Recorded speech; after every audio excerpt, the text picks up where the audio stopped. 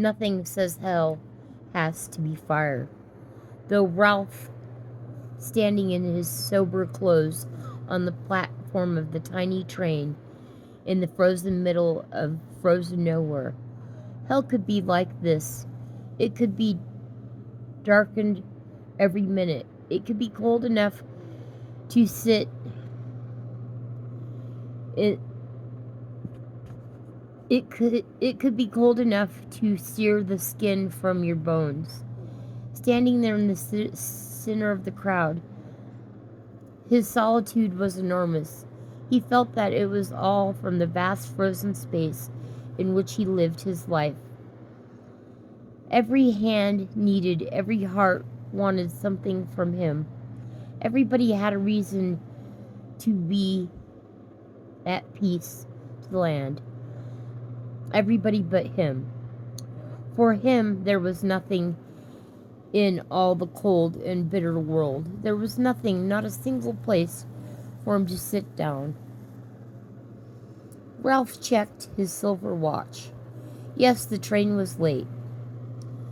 The eyes around him were staring silently. They knew. He had counted the train behind on time today. To the minute, he had told them. He had ordered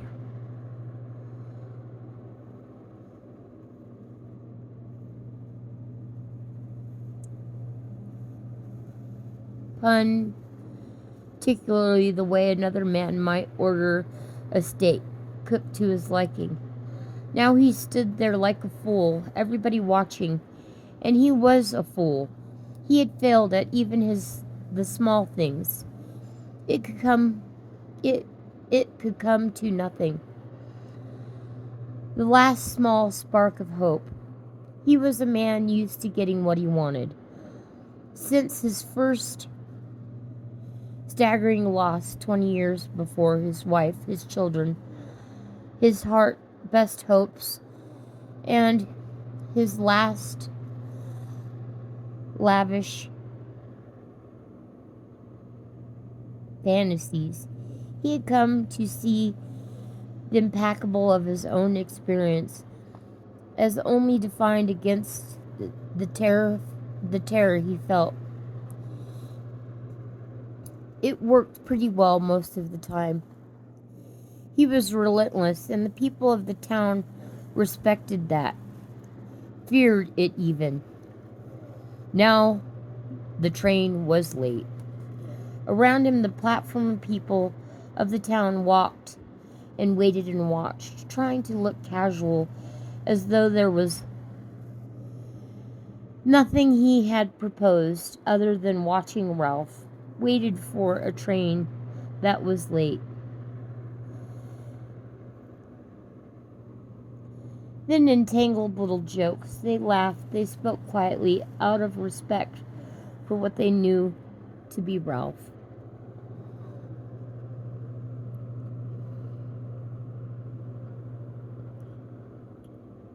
The train was late. He felt the snow in the air. They knew the blizzard would soon be, just as there was a day every spring when the women of the town, as though by some certain signal, appeared in the summer dress before the heat was felt. There was, well, a day even winter showed the knife before the first laceration. This was the day, October 17th, 1907, 4 o'clock, almost dark. They all, each one, kept an eye on the weather and one eye on Ralph. Waiting, they watched Ralph wait, exchanging glances. Every time Ralph checked his silver watch, the train was late. Served him right, he thought. Mostly the men, mostly the women, thought kinder, though. Maybe they thought after all these years. Ralph knew they talked about him. They knew their feelings for him, complicated as they were even spoken aloud the moment he had passed. Tripping his hat with his cavalry, he struggled so hard to show the world day after day. He could see in his eyes. He had seen it every day of his life. The chatter of indifference. Snickered at all they knew of his past. Sometimes there was a whisper of kindness, because there was something about Ralph. Even still, they could simply stare at a sympathetic heart. They tricked Ralph, knew it had to give in, not to hunch your shoulders in the cold, or stamp your feet, or blow the warmth into the cold palms. The trick to relax into the cold, except that it had come and would stay for long. To lean into it as you might lean into a warm spring wind.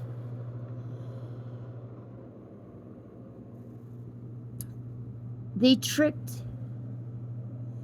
was to become part of it, so that you didn't end up in a back-breaking day in the cold night, rigid, arching shoulders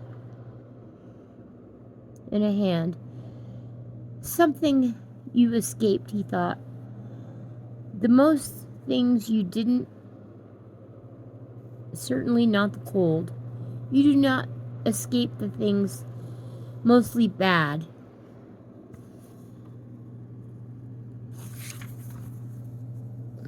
Just happened to you. The loss of love, the disappointment,